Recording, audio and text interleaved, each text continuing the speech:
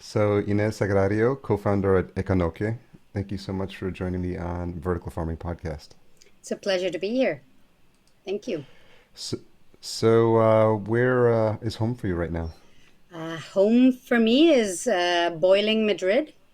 We're in the middle of a heat wave. Yeah. Yeah, it's about 40 degrees Celsius outside. That's about Ugh, 104 Fahrenheit, I think. So that's really hot. it's pretty Wow. hot. Yes.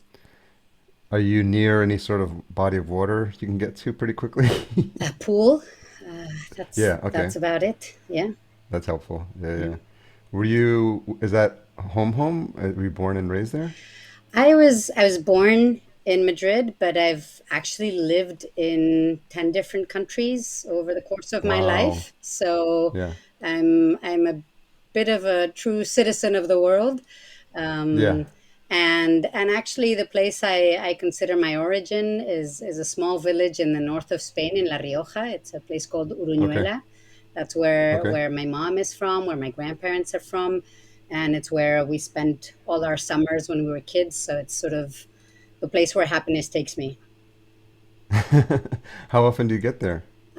I go normally like 3 or 4 times a year. Um, Yeah.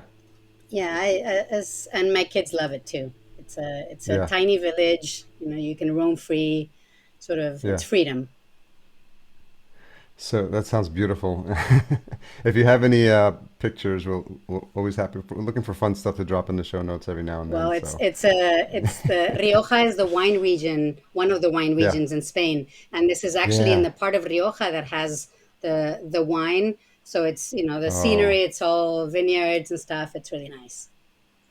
my partner likes specific kinds of wine, and she went to a restaurant one time, and she liked the wine, and they had her or she had them explain like what type of flavor it was, and the word they gave her was barnyardy, like a barnyard where you raise farm animals, but that Okay. that was like the because it's like a bit darker, it's not as sweet, and it's you can kind of taste like not the dirt, but like the land in it. So a lot of times I've brought Riojas home, and there's been a couple where she's just like, "Yep, like that's it, like that's the flavor, It's like it's a nothing very too overly earthy. sweet." The Rioja Yeah, usually has a earthy. very Yep. earthy taste, Yeah. and actually, I can usually recognize a Rioja pretty easily in a blind taste Yeah. because Okay. we've had wine actually since I can remember. Of course. At Yeah. the Yeah. at Yeah. family meals, if they opened Yeah. a bottle of wine that was specifically unique or very tasty or something, they'd pass around the whole table with the nine grandchildren so that we could recognize this is good wine. Oh, So it's we just great. wet our lips and say, ah, okay, and that's Oh yeah. education. I love that. That's beautiful, and it's such a complete change in behavior here in the States because people have talked about this a lot. How we're so like restricting in terms of what our kids can and can't do, and we don't allow them to make mistakes, and we're just like don't drink, and we're holding them like it's not, we pretend it's not going to happen, and then obviously everyone knows the story. Like these kids go to college, and then they just start drinking for the very Yeah. first time ever, and it never ends up Yeah, well. for us, wine is and beer too in Spain, but especially wine in La Rioja is part of culture. So it's not I'm trying to get drunk, but rather I'm enjoying a Yeah, social moment, normally with family or with friends. So yeah. And so we met at Indoor AgTech NYC, and you had reached out because I think that you had been listening to the show already. yes, I'm Is that, I'm a yeah? super fan. You've accompanied me on many a trip when I'm Yeah, running away from Madrid and going to the beach.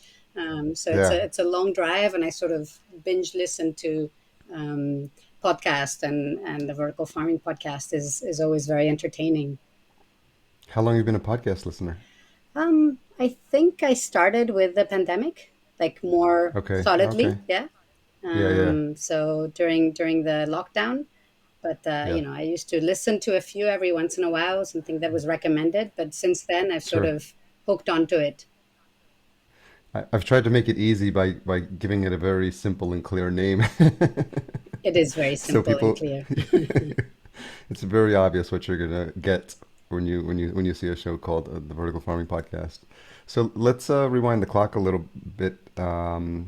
We can go as fast as you'd like, but coming out of university, what type of jobs were you interested in? What type of industry were you interested in working in? Um, well, I studied economics in university, Mm-hmm. and actually, when I was, I think, in my third year, one of my professors started talking about the Rio conference and about sustainable development. So Mm. this was back in '94, I think, Okay. and that just sort of clicked in my mind, and I really found sort of my purpose. I said, this is what I want to do for a living. So actually, I finished university in Madrid, and I went to Oxford to study development economics there. And then from there, I knew I wanted to go understand what were big development program problems. So I went to India, and I spent 3 years in India. Um, and I was working for the Spanish embassy there, and then started working for a Spanish company called Chupa Chups. They make lollipops. I know Chupa Yeah. Chups. So yeah, I was there for 3 years, and then moved back to Spain and sort of shifted over to, okay, I want to start working on real development work, and joined the African Development Bank in Cote d'Ivoire. Mm. Lived through the coup there and the beginning of the civil war. So that was Oh, an experience. Moved to Tunisia, still with the bank. And then I left the bank and joined a consulting company that was focused on regional development okay. projects, using sort of cluster based approach of looking at sort of analyzing strategic challenges and the opportunities for specific sector linked to a territory. And Yeah. that's what I was doing for the remainder of my career until I started Ekonoke, initially with a different name. um, Yeah. and yeah, and with that consulting company, I lived in Argentina, in Chile, in Brazil. Yeah. And then eventually I came back to Madrid. I came back home, and that's when I decided to start this project. That's a wonderful story. Out of all the places you've been and lived, do you have some favorites? Obviously, like nothing like Spain, but there's so many mixes of cultures. I imagine, I don't know if I would call it culture shock, but just differences, even just in going to Oxford and then going to India and Africa. What are some of the experiences that stand out for you? I don't know. I can't say I have a favorite place, because each Mm. place was unique for the time of my life that I was there for. But Sure. India, I think, got me hooked on sort of surprises, on not having a monotonous life, because there, Yeah. from opening the tap in the morning and wondering, will I have water today, Wow. but anyways, and all the amazing places that you can discover in India just by taking a night train from Delhi anywhere else, Mm. so that was Yeah. fantastic. But I mean, any place. Argentina, I was in Bariloche, the absolute amazing nature that you have there. Wow. Chile, I traveled, I moved actually sort of from one city to the next, for a couple of years. Amazing country. Brazil is Yeah. where I met my husband, and I love Brazil. so Yeah. that's obviously a special place in my heart. I don't know. Sure. I think I lived in the U.S. as a kid, so and Yeah. and that's made me a big part of who I am. So I think I'm just a combination of all these different places, and I like to Yeah. think that I took a little piece of each place with me.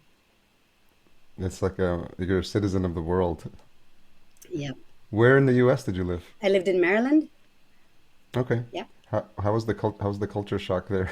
Um, this was 1987 when we moved there. So Oh, 35 years okay. ago. Yeah. The world was much bigger at that time. It was a big shock precisely because of that. I Yeah. remember, like, just writing back to my grandmother and saying, everything here is just very big, except for dogs and tomatoes because we'd never seen a cherry tomato, and suddenly all I could Oh, see that's in the funny. US was cherry tomatoes. I'm like, why are these tomatoes so small?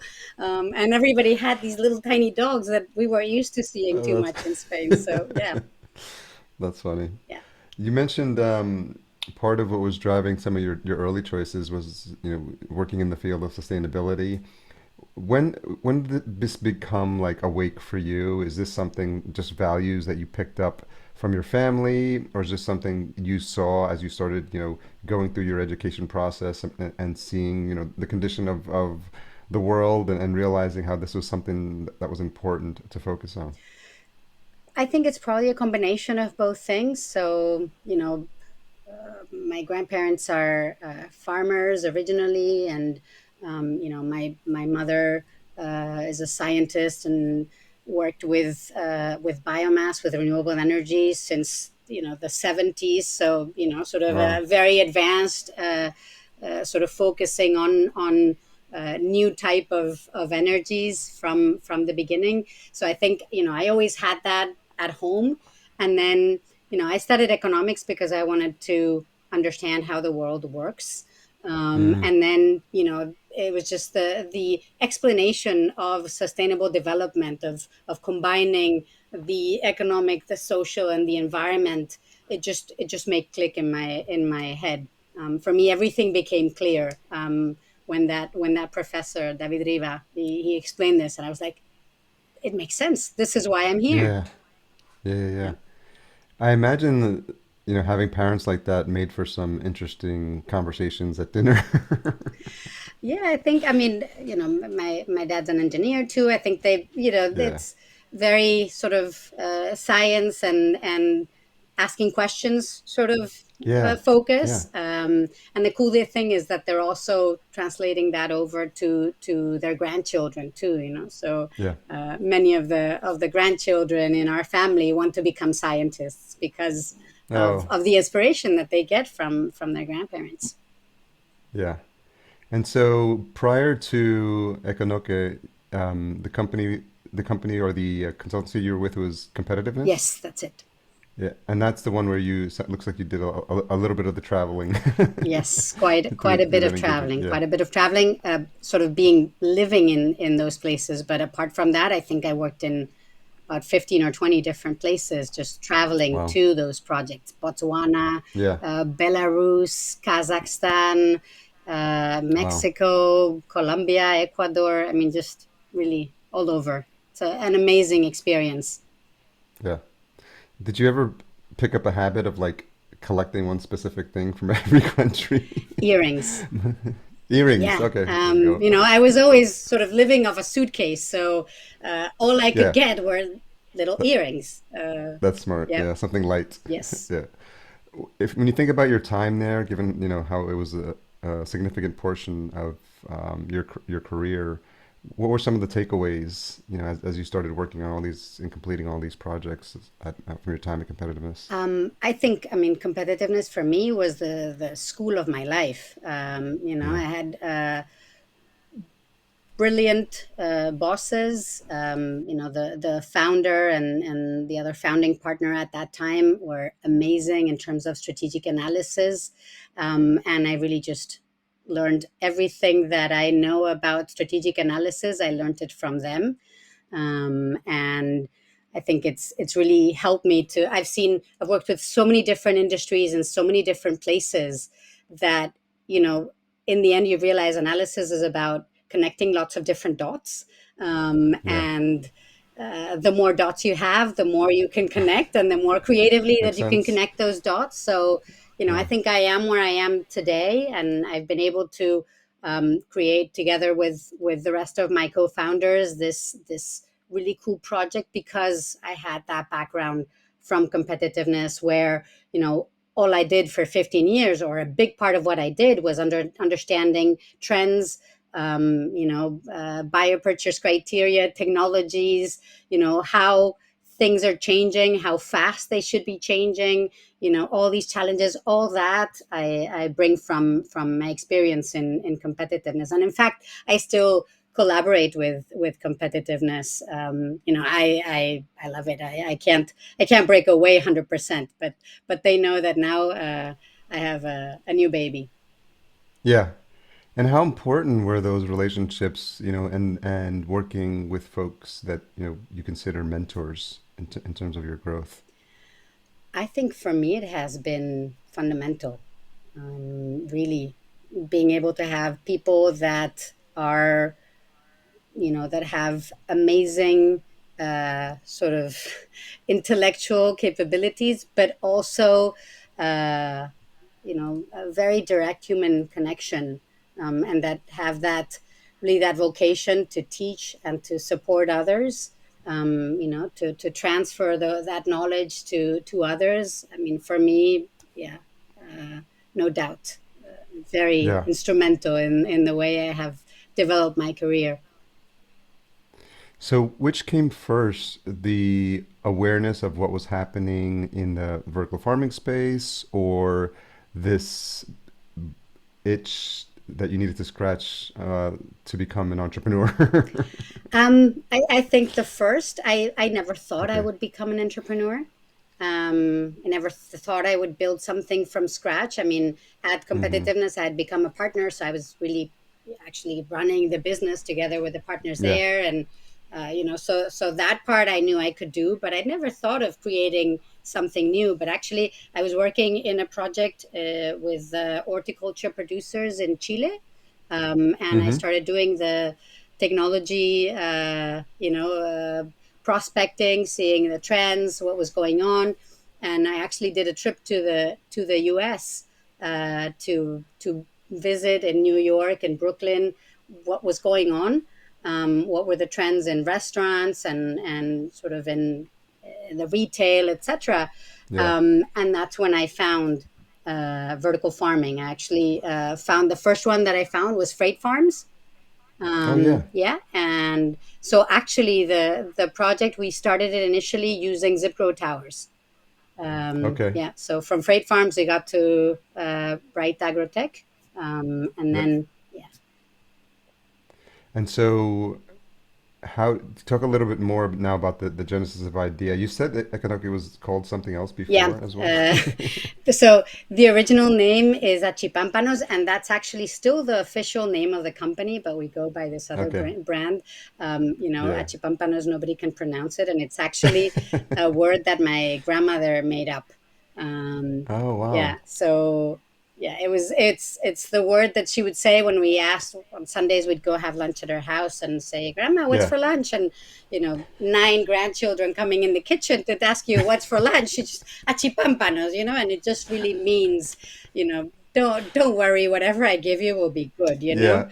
So yeah, that's the It, the official name of the company. yeah. And we started the initial idea was to set up vertical gardens at the point of consumption, so in restaurants, in schools, in Mm. cafeterias, in even in community centers, anywhere that people would like to have access to live leafy greens and herbs. Mm-hmm. Um, Yeah. so that was the initial idea. We tried that for a couple of years, Mm-hmm. and then pivoted, and then we pivoted again. So it's. Um, I think we've learned a lot about pivoting. Yeah. What was the inspiration for the first pivot, or the need for the first pivot? So when we started with the vertical gardens at the restaurants, it was mainly at restaurants. So um, we realized that all the conditions. So we were growing in a greenhouse with the Zipro towers. We'd grow the leafy greens or the herbs to be ready for harvest, and then we would take them Yeah. in the Zipro tower and set them up at the in store or in restaurant garden so that the restaurants Mm-hmm. could harvest there and use it. The Yeah. truth is that I think we were a bit too advanced for the time of the market in Spain at that time. Mm-hmm. And they weren't ready to pay a premium for that, so they used it more as a marketing thing for decoration. Mm. And you know that, Yeah. edible plants, you can't have them for decoration. After you haven't eaten the lettuce, it'll just start flowering, going all over the Yeah. place. Yeah. Yeah. So Yeah. they ended up wanting to have the produce at the place for too long, without using it. And the conditions in each restaurant were different in terms of the Yeah. heat or the cold or the light or the humidity. Of course. The waiters, which were usually charged with sort of extending the light at night or filling up the water tank, they would forget. So The it last. That's the last thing you want to do yeah, as a waiter, I'm sure. yeah, exactly, exactly. So it ended up being sort of very artisanal. At that Okay. time, we also joined an accelerator program, Eatable Okay. Adventures in Madrid, and they very nicely questioned us, so that we started thinking of other alternatives. And so, Mm. um, you know, in 2019, we decided to start trying something that some of the restaurants were asking us, but also something we thought that could eventually get to consumers, which was we call them mini gardens of leafy greens, of baby leaf. Okay. So we'd grow them on a substrate, in so vertically, in without using the grow towers anymore. Um, and then we'd sort of transplant them to little compostable trays, and they would be taken live to either the restaurant or the Okay. consumers. Um, so that was sort of our first pivot. Also, that came coupled with moving out of the greenhouse. Um, Okay. in 2019, we had a terrible month of March in Madrid. Temperatures outside went to like 32, 33 degrees Celsius. Inside the greenhouse, without having set up the protective measures and stuff, it went up to like Mm. 42. Wow. And it just, all the plants just sort of stopped. They said, okay, I don't know what's happening. I'm Yeah. just going to stay put. And really, in June, there was another huge heat wave. They even had to close down Yeah. schools. I mean, we just realized climate change was here. It wasn't something Yeah. that we were reading in the news of things You're impacting, experiencing it firsthand. Pacific Islands or things like that. No, it was here. It was going to stay. Even if we wanted to build sort of a high tech greenhouse and stuff, we realized, okay, the sun intensity and the length of the summers in Madrid is not going to make it feasible. So we, Yeah. at that time also, we met. Another team of founders. So Antonio and Javier, they'd been growing microgreens indoors already. So Mm-hmm. we really hit it off. It was, we realized we had the same values, the same. We were looking for the Mm. same thing. They were researchers at the university, Okay. and Anna was very good. My co-founder, I didn't mention her. She's an agricultural engineer, so she knew what she was doing. Yeah. Yeah. And myself, I was doing more the sales and the business organization, and Anna all the production. So we said, okay, why don't we join both projects? And that's when they convinced us to move indoors. They said, look, we've Okay. been already doing it for a year, no, a couple of years. Said, we can do it. You can control it much better. Let's try it. So, we joined forces. We joined the two projects. That's when we also changed the name to Ekonoke. And Okay. so, it's the result of the fusion of these two projects. And we moved indoors. We had our first harvest ready to take to restaurants the first week of April 2020. So all the Wow. restaurants closed, and we ate lots of lettuce. You know. Yeah. Talk about timing. Yeah. It's always interesting to. I started the podcast in March of 2020, and so it's interesting because it sort of brought to light the exact reason why this was important to talk about. The disruption in the supply chains, the loss of access to fresh local food, and it just seemed like it just appeared at the right time to be having these Yeah, conversations. actually, And for us, the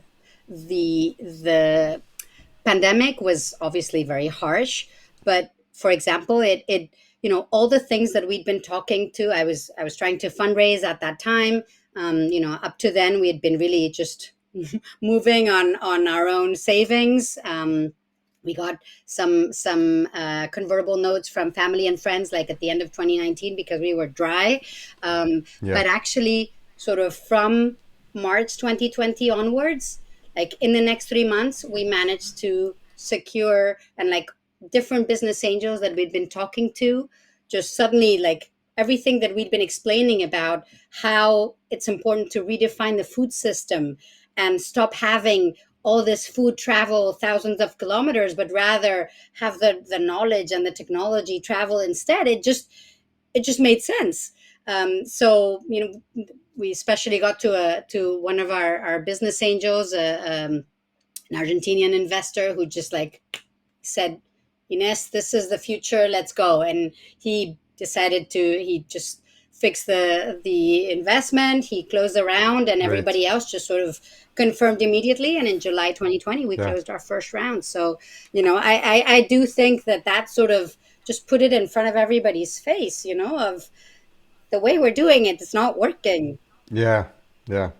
Well, it's so fun. There's so many interesting things there, and it's always great to have the person that believes in what you're doing. And this Argentinian, investor, he saw the vision, and it's sometimes, the access to capital with the ability to see, the bigger picture and not be influenced by events that are happening like in the present moment. Because a lot of times people constrict, when events like this happen. And what I noticed, and then I saw in some of my entrepreneurial friends too, there's people that actually grew during the pandemic because of the ability to think that this is an opportunity. Every recession is always an opportunity. You can always look back, and every single one, 2008, the financial crisis in the States, like people understand, that these are cycles, and that there's going to be a light at the end of the tunnel, and you just have to figure out, where that's going to be, and how you can position yourself Yeah. in the best place to succeed. And it's also interesting to see that having someone who is respected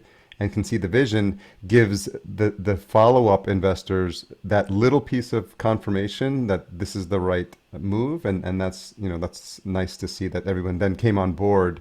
But it's just so important to have that one person who believes in you, Yeah. because they sort of lead the way for the rest. Yeah, I mean, for me, the business angels that came in that round were really instrumental because, as I say, I mean, I have quite a global vision, but it doesn't compare with the scale of the experience that these investors have. I mean, Gonzalo, my Argentinian investor, he was this global CEO for Luis Dreyfus.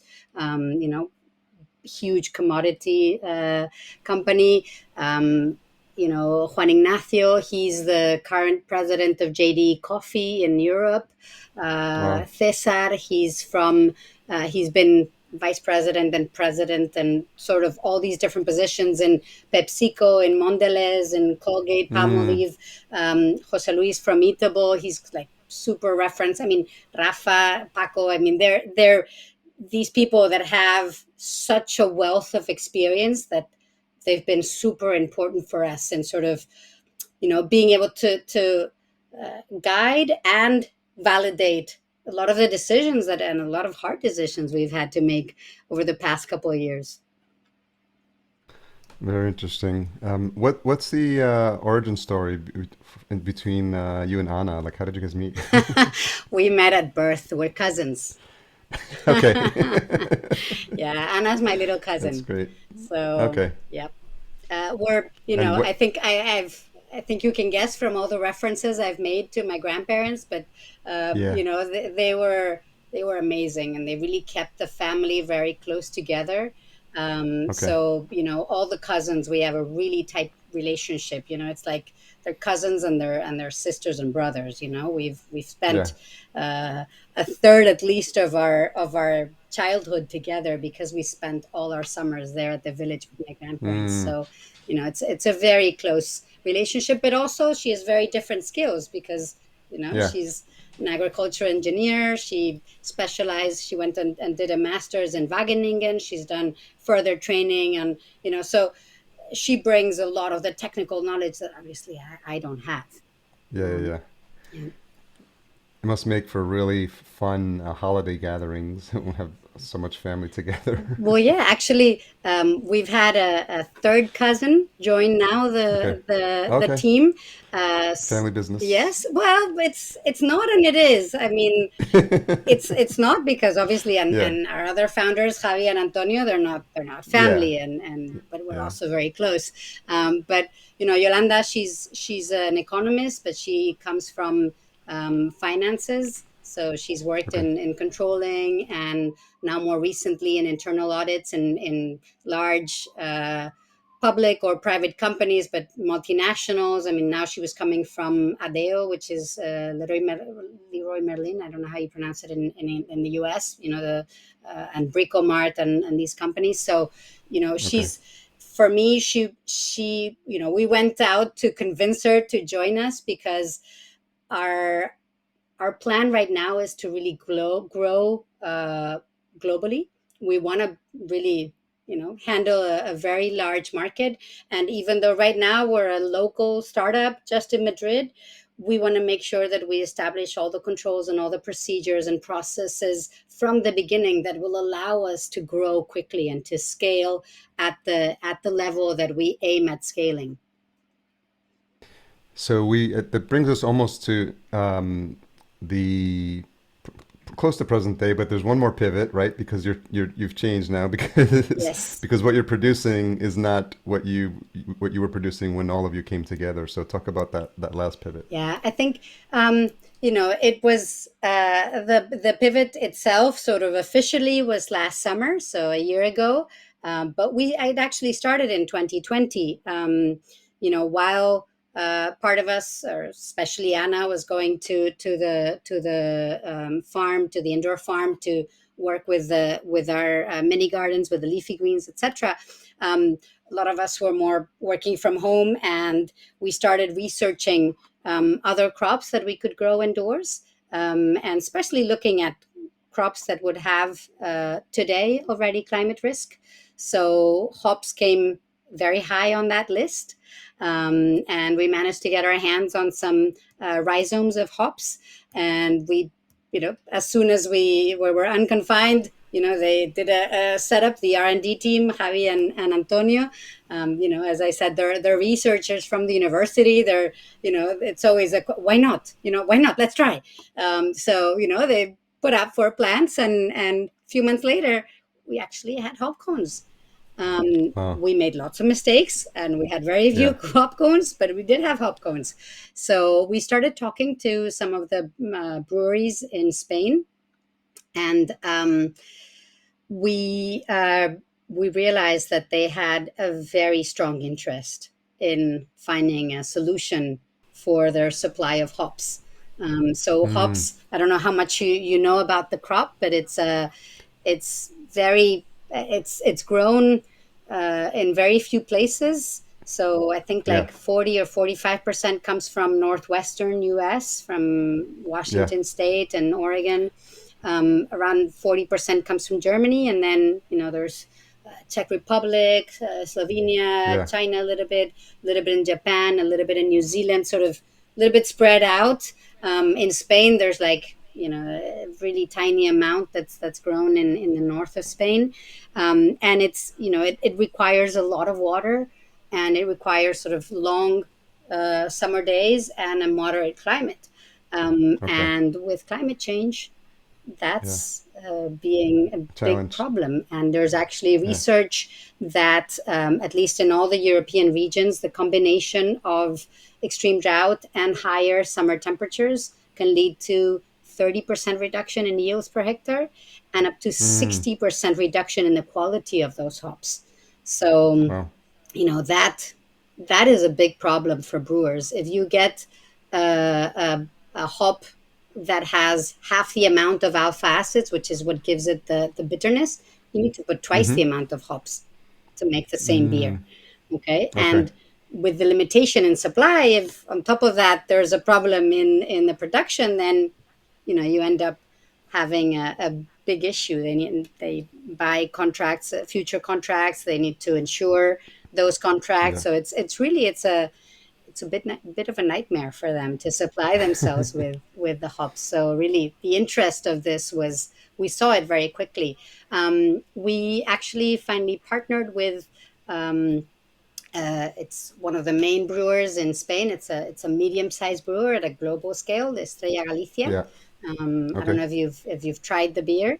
I think I have, yeah. Yeah, When I was in Spain. it's Yeah, yeah, it's yeah. very very good, and it is Yeah. about to get better. So with our hops, so yeah, no, they're a family owned business, and for us it was very important that we really connected in terms of values. Okay, yeah. They are very focused on sort of sustainability, on doing things right, on making sure you have Yeah. natural ingredients. So on innovation, on doing things differently. So it was there was really like a love match in those first Yeah. conversations, and they actually were also very quick in taking a decision. So we That's just great. it was a very quick engagement. So yeah, and That's yeah, interesting. we started the in parallel. The leafy greens and the microgreens were not pulling off. We weren't getting the rotation that we were expecting, and Okay. we were still a small company with limited resources. And at one point, we actually had one of these advisory board meetings where I had all the business angels, and we had an amazing conversation. I record the meetings and I've watched it like 5 times because it was Wow. like the best MBA class ever. Having Yeah. all those different perspectives of all these people that have so much experience, but they helped us to take a very hard decision, which was sort of Yeah. parting with, or at least for the time being, with our leafy greens. And focusing all our efforts on hops. Well, it's interesting. The timing is funny because a friend of mine here in Minneapolis invited me out to a boat, and we have some friends, mutual friends, and one of our friends is a brewer. So we were having this conversation yesterday on the boat, as a matter of fact, and I was telling him I'm speaking to someone tomorrow, and they grow hops indoors. He's like, indoors? He's like, you can do that? He was really like amazed, but he was just explaining like how his process is, and how important every single ingredient is, like in the flavor composition Yeah. of the beer. And shout out to Arbiter Brewery here in Minneapolis. He's the head brewer there, my friend Aaron. If he wants And to talk to me, more than happy to do so. yeah, yeah, yeah. Have you been talking to any companies in the States? Not yet. Not yet. Okay, Yeah. yeah, We'll get there. and yeah. How big is the company now? So right now we have 9 people. We have and growing. So I hope to incorporate probably 2 more people by September, and then 3 more by November. Yeah. So we are growing. I think we have a really cool team. Mm-hmm. Probably not very humble to say it myself, but I'm probably the most You can brag. unsurprising of all of them. But it's really, I mean, I think growing hops indoors is not easy. It's Mm-hmm. very hard. It's not a simple crop. It's a very complex problem, and addressing such a complex problem requires sort of a complex solution that requires this combination of lots of different skills. So we have, Anna is an agricultural engineer, but Javi and Antonio are chemists. Julen is a biotechnologist. Dani is a Oh, computer scientist. Andrea is a specialist in mechatronics and microsystems. wow. Arancha is a lab technician. Yolanda and I are economists. So it's this combination of all this different knowledge, Yeah. that is really allowing us to work very closely and sort of trying to figure out these ways of addressing it and making it work. And I think it's really sort of we're seeing the fruits. Actually, we started Yeah. harvest today, so it's Okay. very Oh, good. exciting day. Do you do videos of the inside of the production? We're actually going to be recording a video tomorrow. Yeah, Okay. so All I'll right. I'll share it when it's ready. Yeah, yeah, please do. Are there anyone else that you know of that's doing hops indoors? We've seen there's like a small startup in Finland that's doing, Okay. but I think they're doing it a bit more complex, and Yeah. I don't know if they're just not too much online, or I'm just not finding it because it's all in Finnish, and my Finnish is not Yeah. very good. But yeah, they seem to be going not very fast. And Okay. then Aerofarms tried Oh, okay. hops. So, and I talked to them at the indoor AgTech actually Yeah, yeah, last month. So they weren't too open about sharing information about what they yeah. were doing, but I'm it was sure. I'm sure. obviously. But Yeah. yeah, so I think there's few of us, but I think eventually there'll be more. Um, but we hope And have to you? be really the best just by the fact that Yeah, of course. we're focused on this. We're just doing this, Yeah, and we have all the brain power just doing this. I yeah. think also the partnership from Estrella Galicia is very important because Mm, we're working very closely with them. It's really true open innovation, at heart. And they're giving us feedback on the quality, on their experience, and I think we're going much faster because there is this really close relationship between us and them. are you getting the attention of the conventional hops farmers now?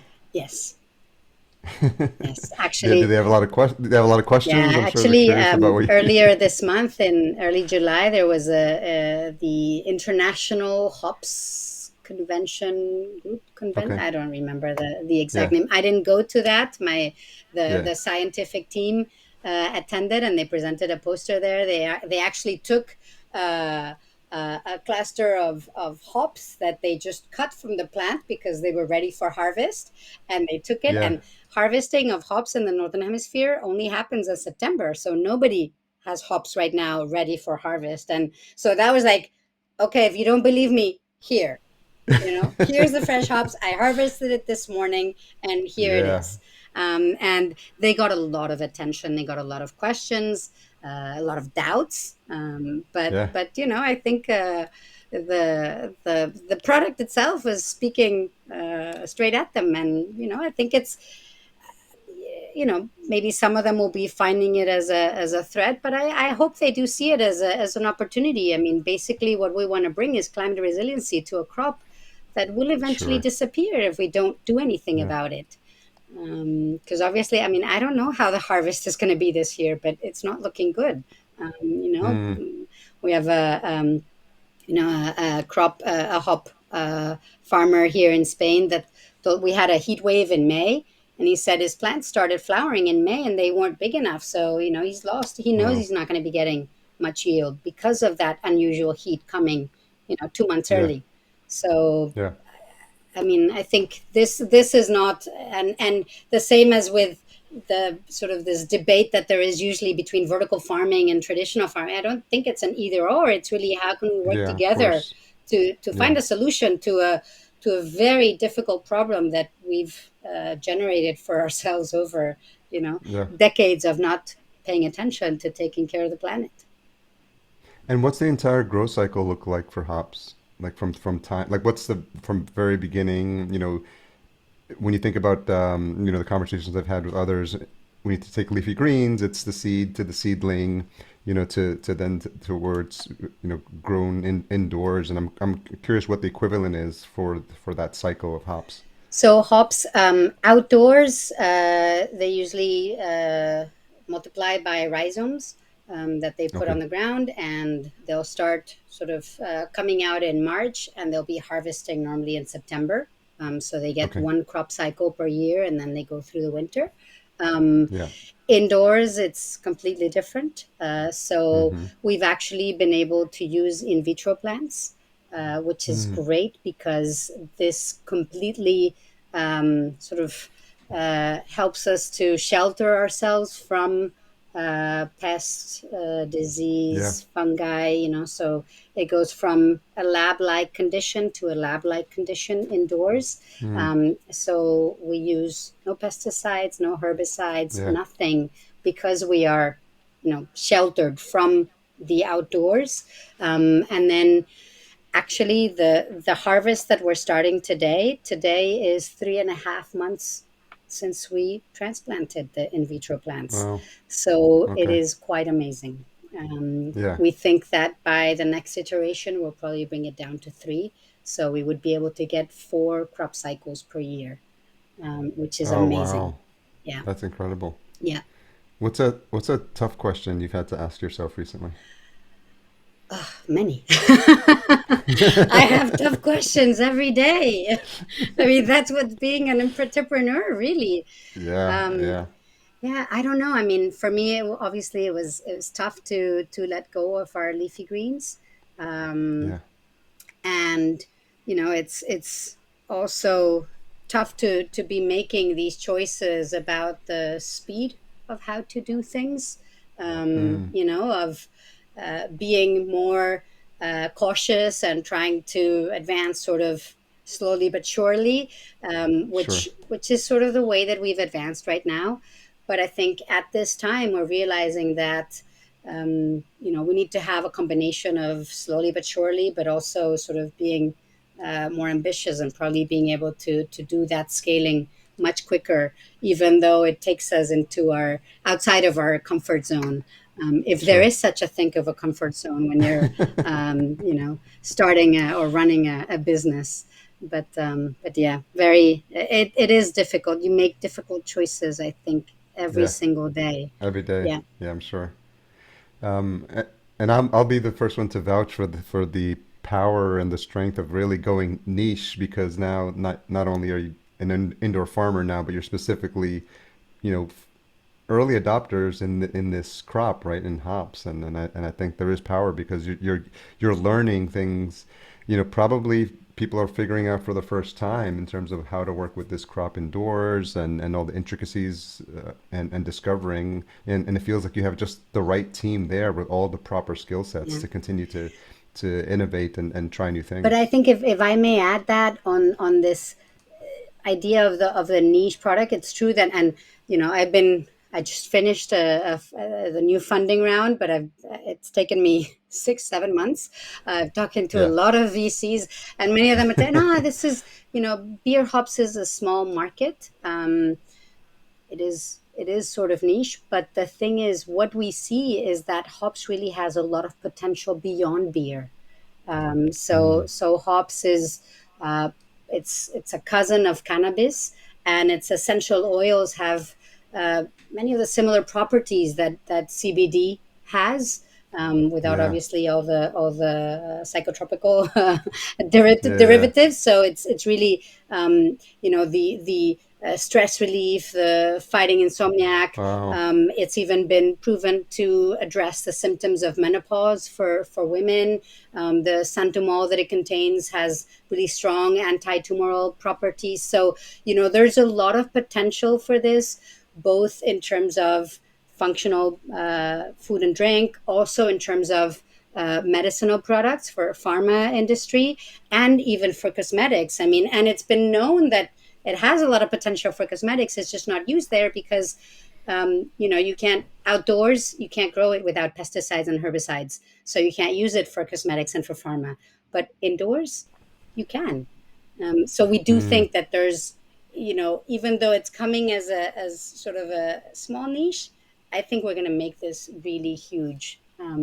that's And interesting. and I do believe that eventually this will be sort of the new CBD. That's very interesting. I mean, it sort of opens up opportunities which, you know, you haven't aren't even on the map yet, but they're in your minds and in terms of the possibilities. So just obviously starting with the crop and the relationships with the brewers, but because of the medicinal qualities, and because of your ability to control the consistency, because this is really the big thing. One of the conversations from last night that I had was how amazed he is because he's a small brewery. They've got a small shop, a brewery here in Minneapolis, but he just marvels when he thinks about like Coors Light. How they're able to consistently like create the same flavor profile for that beer at that massive scale, which is another skill set. But I imagine being able to deliver consistent product with every cycle, I think is something that's very attractive. I, That's I that's would imagine for actually our brewers. biggest selling point, and that's what's opening also the doors to some of the global brewers too. But also they like the fact that we do it pesticide free, that we have a 20 times lower water footprint, that we use only renewable energy, that we can grow Oh, any cultivar anywhere in the world. hmm. There's really a lot of selling points that we bring. But the Yeah, first one is that guaranteed supply in terms of quantity and quality that yeah. really makes their life lots easier.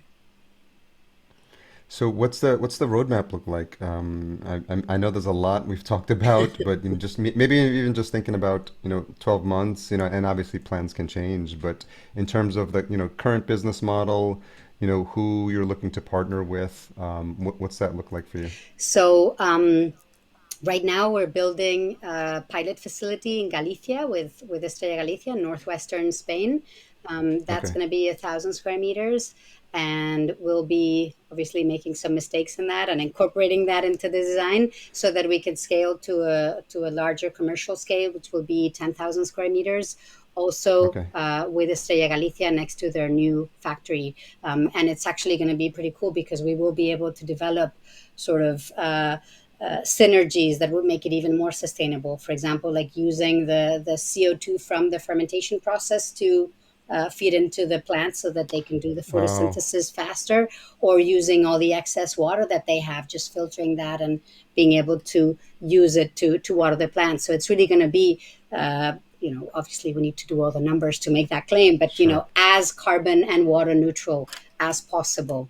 yeah, I think that's going to be pretty cool. That should be the next 18-24 months for us. But we're okay, already having conversations with global brewers worldwide to start yeah, negotiating. Okay, where do you want us to build it in 2024? So if there's a brewer listening to me and they're interested in discussing this, we're more than happy. yeah, We do want to have our pilot ready before we start sure, anything else anywhere else, because we do want to make sure that we can do this at scale.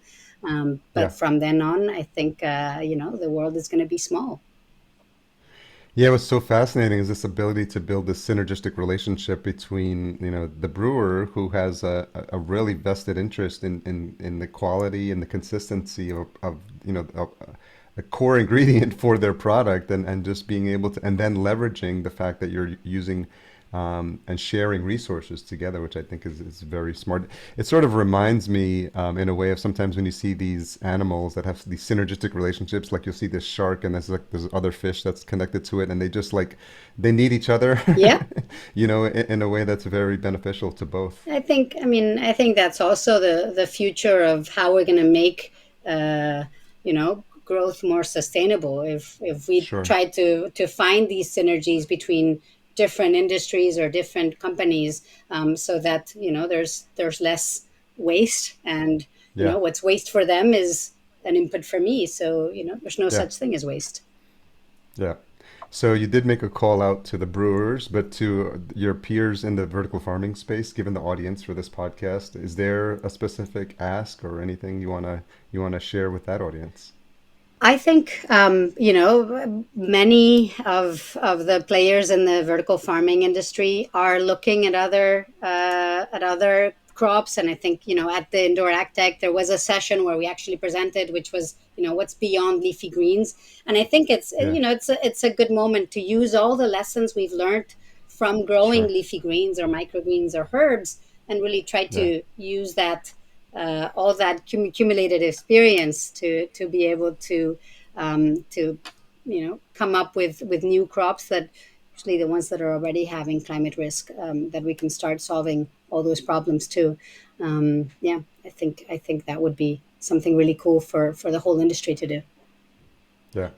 And you still what's your next conference you plan on attending? I don't have any plans right now. I think we have a pretty heavy 6 months ahead with the new pilot, and Yeah. just finish the round. So I'm a bit exhausted, and You need to catch we catch your have, breath. yeah, we have a lot of work to do, sort of here, focused here. Yeah. But yeah, well, for 2021, 2023, sorry, we'll be Yeah. looking at other events that we can take part in, certainly. Yeah. Well, Inez, I want to thank you for reaching out and connecting with me at the conference. I'm really always excited. I never really understood where this journey would take me when I started the podcast, but I'm just, going to Indoor AgTech NYC. I came back with probably 20 plus names of people to interview for the show. Yeah, obviously yours was one of them. But just seeing where the industry is going in terms of different crops and people doing really fun and interesting things has really been fascinating. So I appreciate you coming on and sharing your story and the story of Ekonoke. And I think it's really exciting and inspiring for people who are, also thinking of branching out beyond leafy greens and seeing what the future is and hearing about your challenges, but also hearing about your successes as well. So I think that's going to be really inspiring for the listener. Right. I'm happy to share, and it's been a pleasure. I've really enjoyed the conversation, and I look Yeah, forward to hearing other episodes too, because I do find, yeah, all the guests that you have on your show really inspiring. There's always yeah, they a are. part that I take from the conversation that really keeps me thinking for Yeah, for a while. And it's great. It's great to motivate and to bring out ideas that maybe we hadn't thought of. So thank you. yeah. And it'll be interesting, I guess, when you listen to this episode, because now you're hearing yourself on the show. That's going to be weird. Well, Ekonoke.com. Anywhere else you want to send folks to connect or learn more? Yeah, also in LinkedIn. Okay. So Ekonoke, and you'll find us there. And Yeah, certainly, they can reach out to me directly through LinkedIn. I'm pretty sure. usually tend to reply fairly quickly. Yeah. Not the first week of August. I'm going to be disappeared, but anywhere else, yes. Yeah, we'll be sure to include all those links in the show notes. Thanks again. I appreciate it. Thank you.